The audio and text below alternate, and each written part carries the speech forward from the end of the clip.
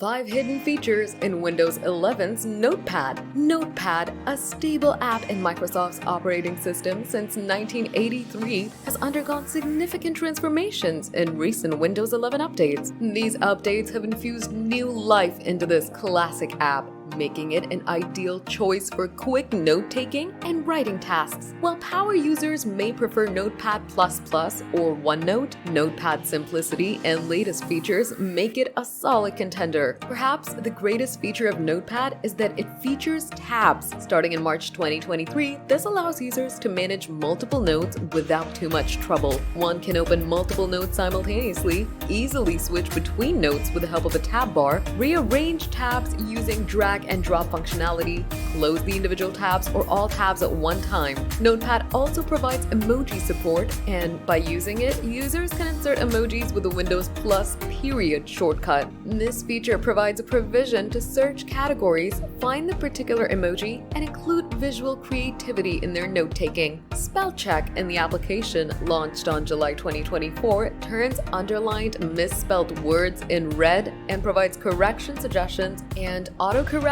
most common typos. Users can enable spelling in Notepad. Under Settings, they can click on the words that are underlined to get suggestions for correction.